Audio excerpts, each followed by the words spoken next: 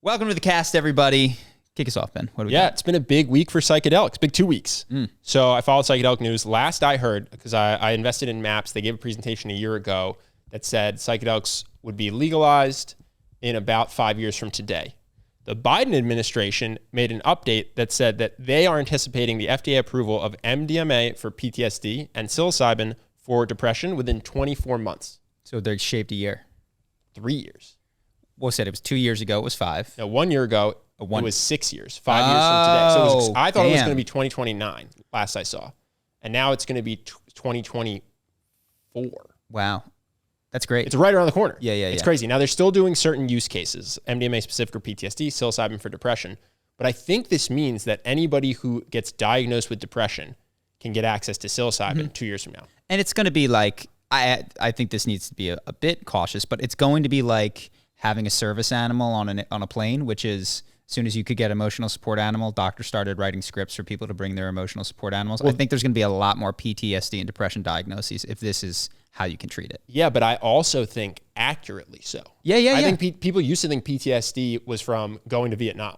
It's like if your dad hit your mom in front of you, you might have PTSD. Yeah. And depression is very widespread. And I think that there's a lot of people who, diagnosed or not, like I think this will help a ton of people. Sure. So it's pretty awesome. We talked about the term subclinical, which I love because I'm like, yeah, everybody's got some subclinical depression or PTSD. And the question is, when does it cross a threshold that you can get a script or not a script, I guess, a clearance? I don't even know how they're going to do it. I don't know. I think it's probably going to be from the same type of therapist who could prescribe an SSRI. I imagine it will now have this as an arrow in their quiver. Yeah. But that's a huge group of people. I mean, anybody who can talk to a therapist about PTSD or depression, I think whoever wants help will be able to get it, which is a pretty incredible win for the psychedelic field, So that's 2 years, according to Biden. So that's awesome. Also, the DEA had plans to schedule several DMT analogs as Schedule I drugs, and there was just massive opposition, and so they just stopped. So the DEA, who used to be, that's the group that basically made MDMA illegal way back in the day based on the misinformation that it was meth. It seems like they're losing their ability to just schedule whatever they want. So that's cool. And then again, Rand Paul and another person put in a bipartisan bill that Congress is going to vote on to force the DEA to stop barring psilocybin from terminally ill cancer patients. So right now, if you're dying, if you're terminally ill, you can get access to treatments before they're officially approved. Okay. So that could be an experimental surgery to maybe save your life. It could also just be an experimental medicine or procedure to help you with your pain. So a lot of people who have terminal cancer are terrified of dying. And they've done studies, and psilocybin helps tremendously with these people losing that anxiety and being able to more peacefully approach the end. It is already FDA approved as a breakthrough therapy. It should be allowed. But the DEA had said, because this is a Schedule I drug, we're basically making a special case where you can't get it, even if you're dying. And so a couple of people in Congress said that's stupid. And they're working on a bill right now to make it so that if you're dying, you get access to this stuff, even if it's a Schedule I drug. So pretty big week for the legalization of psychedelics. Yeah. That's crazy. I wonder how I wish I had something intelligent to say, but it is genuinely a question.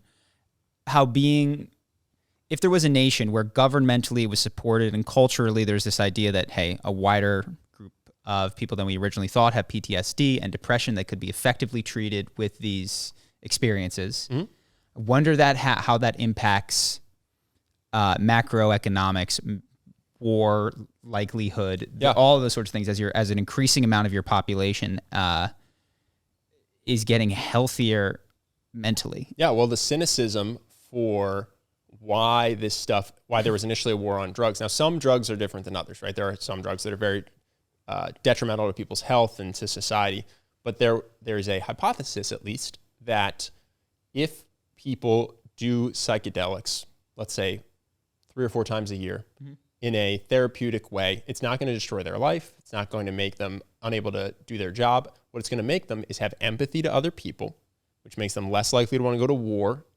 It's the classic Muhammad Ali. Why would I go to Vietnam to kill those people? They've never done anything bad to me. And it makes you a worse consumer. because you start to appreciate sitting in the sun more than your luxury goods. And so the cynical hypothesis is that that's why, in addition to trying to get rid of, let's say, heroin, they said, oh, let's get rid of all these psychedelics, because they're going to make people not want to fight for us and not want to buy stuff. And as a nation, if you're leading the nation, you want an army and you want a bunch of GDP and consumerism. So it also, worse producers. I've seen a lot of people quit their jobs or move into something else. There was a guy who was becoming a high-powered lawyer, was, young 30s, partner track, like fast. He was going to be one of the earlier ones. He was a guy that we went to ayahuasca with a couple times. And he stopped and became like a trance DJ. It's just like... Well, good news on that one. The nation has already had that happen. No one wants to work and no one wants to do anything that's not fun. So I don't think psychedelics can make that worse. He was tightly wound, though. He was not going to bail off that train. And it took him a while, too. It was I saw him on a number of journeys, like get close to it and then not. And then finally he made the plunge. I wonder if that makes you less competitive in the world. And then... you get taken over by the authoritarian. Well, this was the hippies, right? I mean, listen, I'm not going to romanticize it. I'm sure there's downsides to every culture and subculture, but largely hanging out, living in vans, just not buying stuff and not working, just not producing anything and not consuming anything is not the behavior of the world's number one superpower's populace. Yeah. And so if you're, as a government, more interested in retaining your number one position than you are in the fulfillment and happiness of your citizens, it's not great to have a bunch of people that just have their own garden on a small plot of land and keep to themselves and don't want to fight anyone or buy anything. It does seem like one of the things that has to happen for a nation to remain competitive while a large portion of its population is very empathetic, wants to make art, doesn't want to like slog, or a growing percentage, is that you have to, like, with technology, raise the floor of poverty and scarcity, because I imagine as a slice of the pie chart, entertainment and the number of people doing things in entertainment or in leisure has grown as technology has improved. It used to be one minstrel in the court and everyone else was making food, and now it's a huge section of the population, and you've got, Netflix is a giant freaking company that just entertains people. So I guess, if you can get the world to have a large enough group of people that are making art, music, etc., then you can become a psychedelic superpower and just like dominate the artistic field. Not even dominate, and it wouldn't even be dominant. It would just be creating a lot of artistic output. Yeah. Well, Elon Musk is already on record saying this. If you believe that Elon Musk is a good futurist and a good predictor of what's to come, he says China is already just a matter of time. If all you look at is the normal metrics of population and output per person and that sort of thing, he says the only chance the U.S. has is innovation already. So even if you don't have a massive psychedelic cultural shift, the only way we keep our number one is if we are inventing new technologies that do make it so that per capita we can output more, despite the fact that people don't want to work as hard and that we have less people. So the U.S.'s time in the sun as number one basically rests on the ability to create new technology. Seems like we need at least one more generation of scientists, engineers, and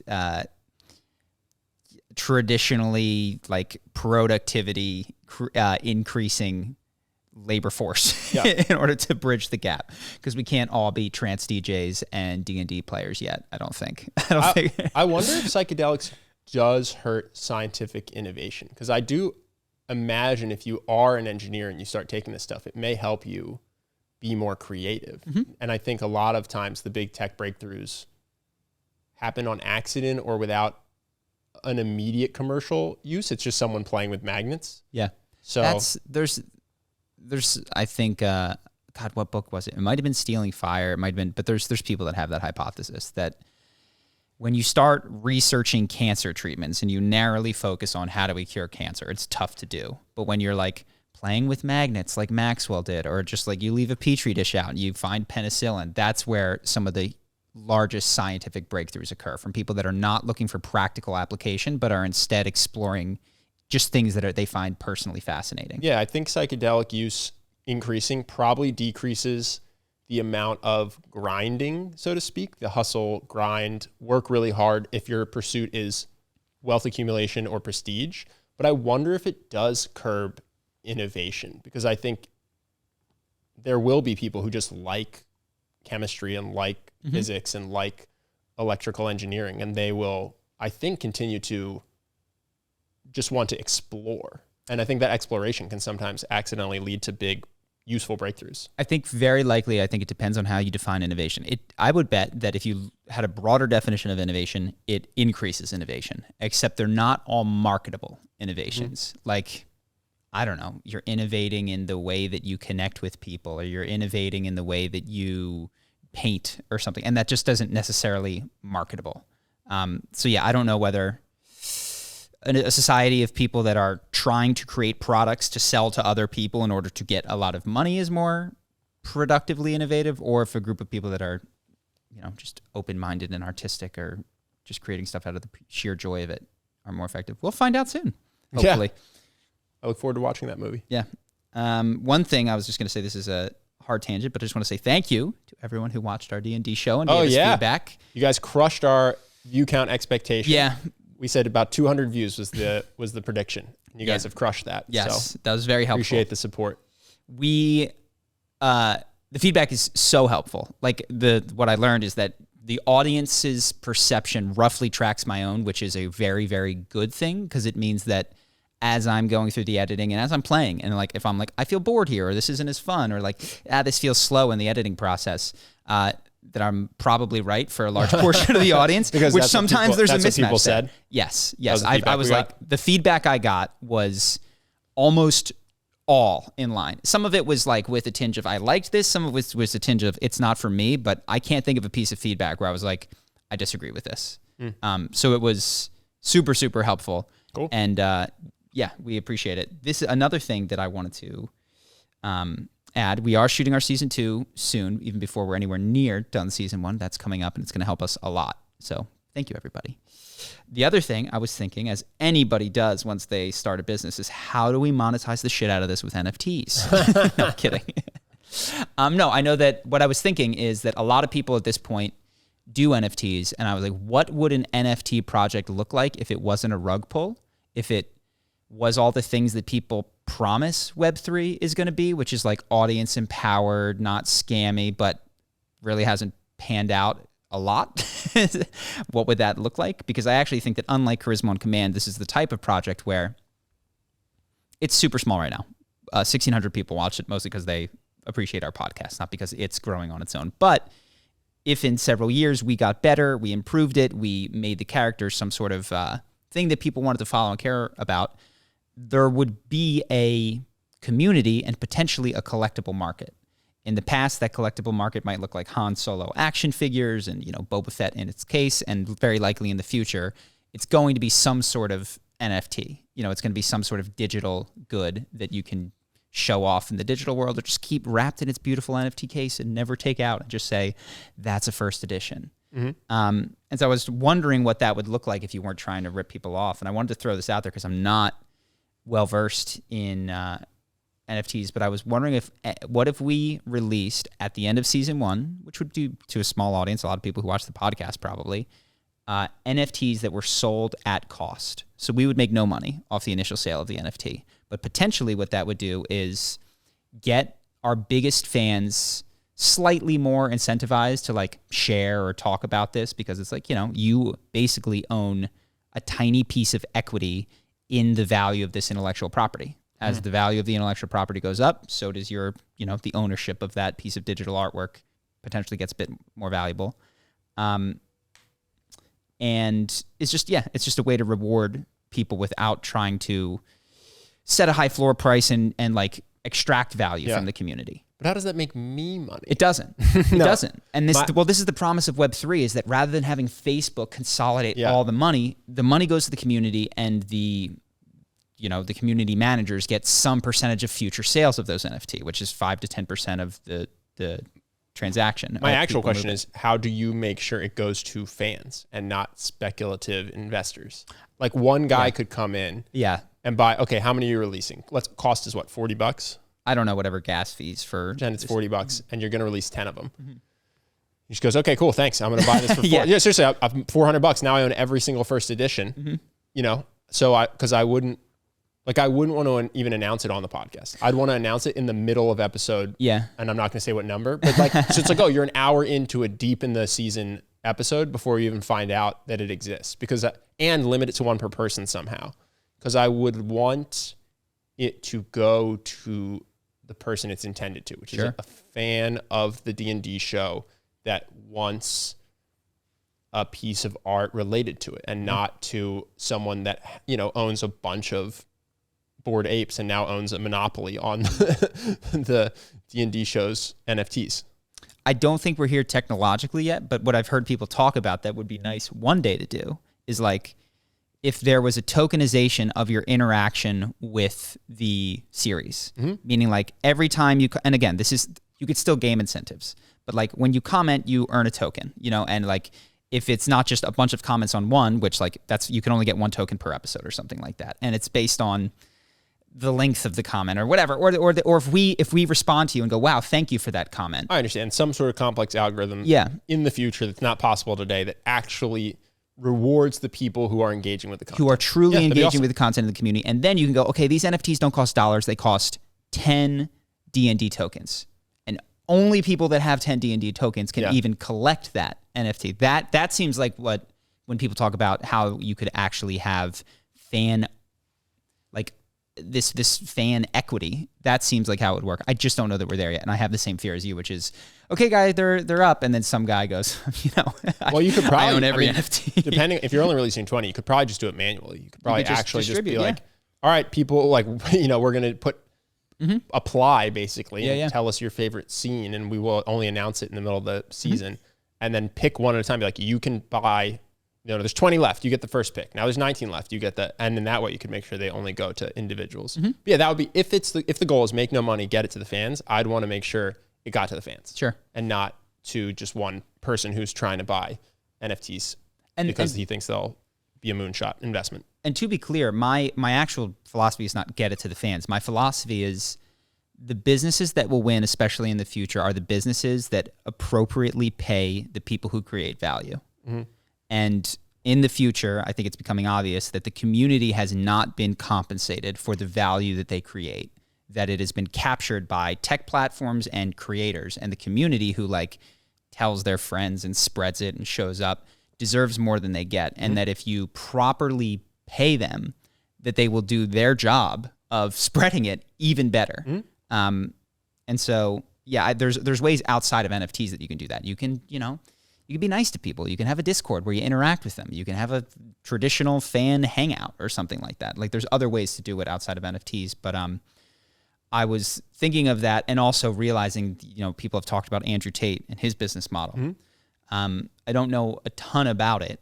And I understand that it's not, I watched Spencer Cornelius' video and he says he went in the course and it's not the only way that he talks about to make money. It is a way that he talks about to make money. So it's more it's more akin to traditional affiliate marketing than multi-level marketing because there's only one level. Like if you take Andrew Tate's content, you chop it up and you sell somebody in, you get a kickback of that person's purchase. But if they sell someone, you don't. There's no multi-level to it, which is like, this has actually been going on for a long time as traditional affiliate. And as long as he's not over-promising, which you can argue with him about, it's actually something that tons of businesses do and nobody really has a problem with, and I don't think is wrong. But there's other thoughts about that, which is like, Critical Role has a ton of people that chop their stuff up on their own YouTube channel, get sometimes hundreds of thousands of views, can collect ad revenue. Can you promote that? Let people do that? Like just give people a chance to earn off of promoting your community content, whatever. Yeah, I think especially for a D&D show, I think not copyright claiming any of your stuff makes a ton of sense. Just let other people chop it up. The other thing I was thinking would be fun, because NFTs to me, that's a digital space I don't currently live in. What would be fun is if you just sold merch at cost, literally because again, make no money, but people who like certain characters can go wear, they can wear a dog breath shirt if they like the way his character is drawn.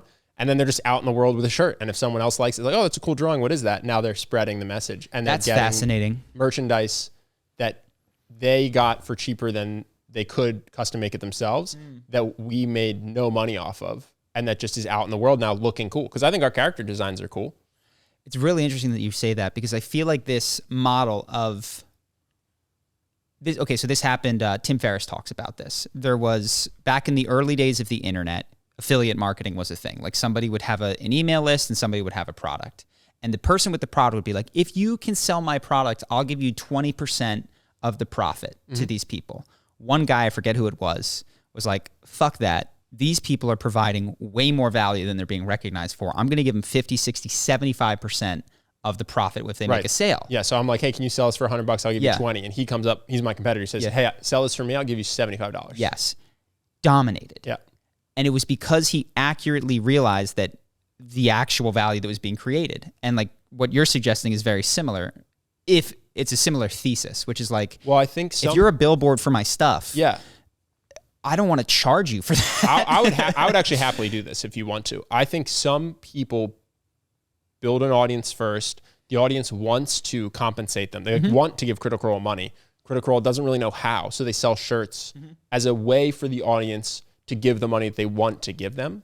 But as a small show, I think, sell it at cost, give people cool designs that they like, and then let them just go out into the world wearing stuff that points back to your show. Yeah.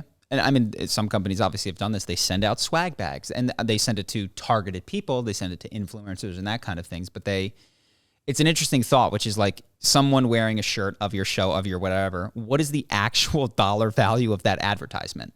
It might be way too small. But well, it's not going to be lower than zero. So as long as it just literally, here's how much it costs to make and ship. Yeah. I make zero. Okay, cool. Now if anybody asks you about this ever, it's been a win-win. And if not, you have a shirt you like. Yeah. Yeah. It's an interesting thought. I don't want to say we'll definitely do that because I don't know enough about the economics of it, but I like that mentality generally of recognize the tremendous value that the community is bringing to your project. Because in the future, already, communities are a dime a dozen. Platforms are everywhere. You can switch to Truth Social right now if you want. Well, not communities are a dime a dozen. Community platforms are a dime a dozen. The people in the community are very valuable. Sorry, and places that these people can hang out. You can hang out with Naruto. You can hang out with this. And obviously, like the value of a good IP, like seasons 1 through 4 of Game of Thrones, is you don't need to incentivize them. You've already given them the story, which is better than anything. But in a world where there's competitive stories, like 2 fantastic stories, what can push somebody over the edges, having a great community. I think Critical Role has done an amazing job of that. I think that's actually a huge key to their success, is that they find non-monetary ways to reward their community and engage with them. So they showed people's art. Yeah. People would send them fan art and now they get more and more. Yeah. Publish it and give the people credit. Yeah. People like that. Yeah. So they started making more fan art. Interesting. So I've been thinking a lot about that this week just because we posted. I like the free merch idea. Thanks for watching, guys. Appreciate you. What else? This one's just a funny one. You know Dr. Andrew Huberman, right? Yeah. You brought him to my attention. So have you heard of his NSDRs? He's pioneering a new idea in the scientific community. No. NSDRs. No, never heard. Stands for non-sleep deep rest. Something he thinks is very important. It's for helping people sleep, and it's basically a practice called Yoga Nidra that has existed in the East for a long time. It's not new, and it's not scientific. He knew that people in Western culture, especially in the scientific communities that he hangs out in, would not like something called Yoga Nidra. So he just took the exact same thing, renamed it non-sleep deep rest, and then said, what do people in the scientific community love? They love acronyms, NSDRs. And he just packaged the exact same thing as NSDRs, and it became way more palatable, and now he's running with it. And so now there's NSDR apps and NSDR YouTube videos, and I just love it. I think it's a really interesting little case study on what makes an idea feel acceptable to absorb into your ethos, so to speak. Yeah. I think there's a lot of people who don't want to do Yoga Nidra, but will do Dr. Huberman's NSDRs for better sleep. Well, we should probably take that to heart when talking about psychedelics, because it's certainly not the word psychedelic. You know what I mean? Like if you called it, you just have to look at whatever the depression pills called themselves for a long time and how they marketed themselves. But psychedelic is a word that I see constantly. I did a Will Smith video, and whole video at the end of it, I'm like, things that can help you find trauma are this, that, holotropic breathwork, another thing, and the conscious use of psychedelics. And more than one is like, was into the video until you recommended this. You just can't. Yeah. People are terrified. Even people I know who have subsequently done psychedelic therapy are initially very scared. They're like, isn't this going to break my brain? Yeah. I don't know. This seems really intense and scary. And not because it's illegal. They're just afraid that they'll have an acid trip that they'll never recover from. Mm-hmm. And I think that's a big. By the way, these people will have no problem binge drinking. Like, go out and throw back shots nonstop, wake up destroyed the next day, and do it all over again. Even do MDMA at a party and just not realize that that's what the psychedelic therapy was going to entail anyway. I don't want to mess with my brain. Yeah, it's. You're right that there's packages that are palatable and packages that are not, and psychedelics is not one of the most palatable packages. Yeah, I mean, this pharmaceutical industry is trying to figure out, is there a way they can synthesize these things and then patent them, but in addition to patenting them, rename them, so it's not magic mushrooms or psilocybin. It's now this new thing with this new name that's just a synthetic psilocybin. Yeah, called Allegrex, like find a Latin word for happy and then add an X on the end. You've got your thing. There you go. Yeah. You get it. Yeah. You're hired. Cool. What else you got? Let's take a look. Let's do a gander. Oh, so this is just something I knew, but I was just reminded of again, the power of recording yourself if you're trying to learn a skill. So we knew this for charisma, and we would watch each other and be the video camera for each other when we were learning, and then tell, hey, I think you're doing this. I think you're doing this. But I've been surfing for 6 years, and just last week was the first time I had someone record me surfing, and I instantly picked up 3 habits that I'm sure I've done forever that I was never going to catch that will immediately make me have more fun and catch more waves and surf better. And so I was just thinking, why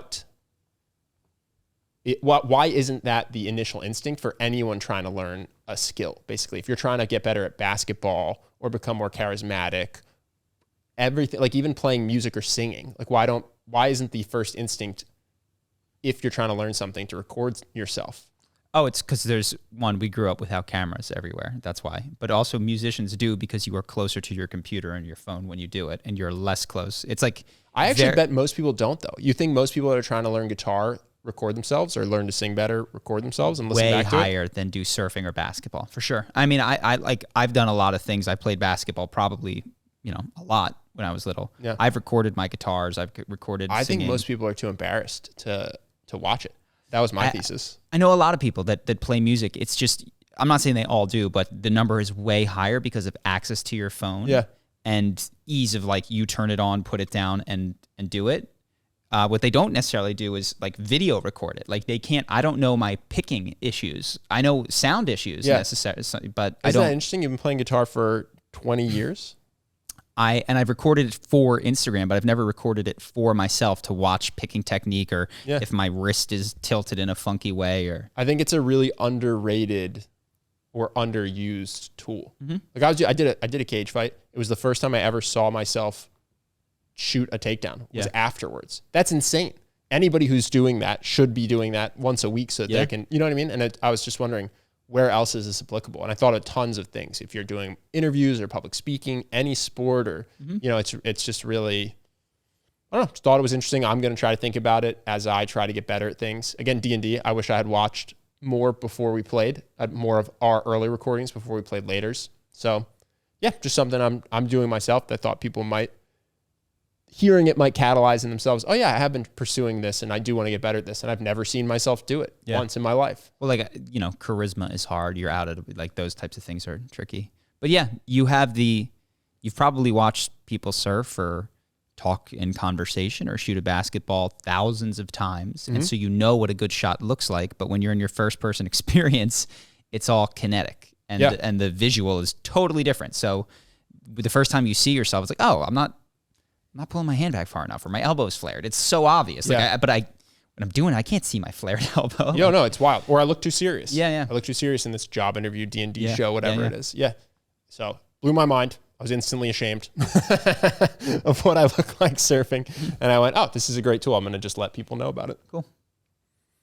The last one that I have, I have one that's funny. I have literally no takeaway. I just thought it was funny. Trump released an official statement on August 12th. It read, President Barack Hussein Obama kept 33 million pages of documents, much of them classified. How many of them pertain to nuclear? Word is lots. Word is. And I really thought word is lots was a really funny thing for an ex-president to tweet about nuclear secrets. And I just want to know word from whom. Yeah. And I have nothing else except for I saw that and just went, that's hilarious to me. So there's I was thinking about this with Andrew Tate, with Trump. There is a growing, it's probably existed for a long time, but there is a type that is so consistently over the top with a sense of humor a lot of the times, that they are not held to the same standard of being sincere or telling the truth that other people are, and it doesn't count against them. By their fans. By their fans. Yeah, it's a good caveat. Yeah, by their fans. But also, it's less hard. Like, it's less hard for them to get fans because if Trump lied less often, considerably less often, I think it'd be a bigger problem for him because it would stick out. Yeah. You know what I mean? Yeah. And he's just someone that we go, yeah, we follow him even though he lies. Or even me, when people get upset with him, I'm like, come on. I mean, he's been very clear about he's like, yeah, to you, it's like his words are not intended to convey reliable source of information about the world around you. They are vehicles for feelings that he has. So stop treating them as otherwise. People like Tate and Trump, they get viewed like the parable of the scorpion and the frog, basically, where you just go, yeah, of course the scorpion stung you. Mm-hmm. Yeah, and it's almost like buyer beware. Spoiler if you didn't know the parable. Yeah. It's almost 1,000 years old. And I'm not saying this is a good thing, to be clear. I'm just saying that I notice it that there's these types that do very well when it's like, buyer beware. If you get scammed by that person with their 5th or 6th crypto thing, it's like nobody's even mad at them. This person constantly scams. But you scam one time, Dan Bilzerian. If Dan Bilzerian is a misogynist or does something bad, or even like throws a girl off a building and she breaks her ankle, but she signed up for it. It's the story, but nobody cares because he has been so clear about those flaws versus somebody who is way less flawed that does something like that. It's a huge issue. Yeah. And I think of Will Smith slapping was a shock. There's other people who probably would have been a way less big deal that were in that audience. Well, they probably don't get invited to the Oscars if they're habitual slappers. There's somebody out there. I wonder if Kanye had done it or something like that, if it wouldn't have died down and it would have hurt his career less than it hurt Will Smith. That's fair. I think would have made the news, but would be less impactful to his future earnings. And to his fans. That's totally fair, I think. Yeah. So, that's all. Nice. And then I have one more thing about performative. We always talk about performative stuff, whether it's posting the black square but doing nothing about BLM, or going out and taking a photo of yourself cleaning up after a riot, but you're not actually cleaning up. You just take the photo and leave. Yeah. So the new performative thing I saw was, have you seen high school check-in lines for gun safety? No.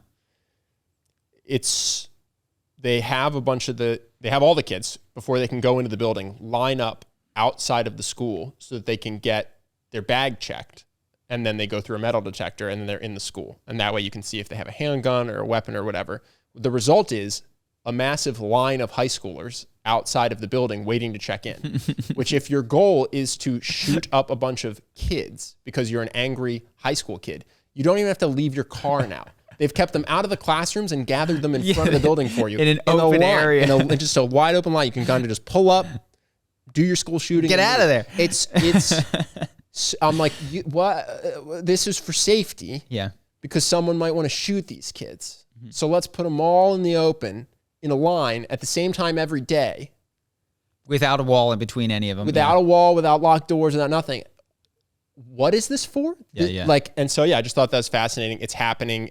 I don't know why it's happening. It's happening so school districts can say to the parents that they're taking safety seriously, but it seems, from what I've seen, like the opposite of helping the situation.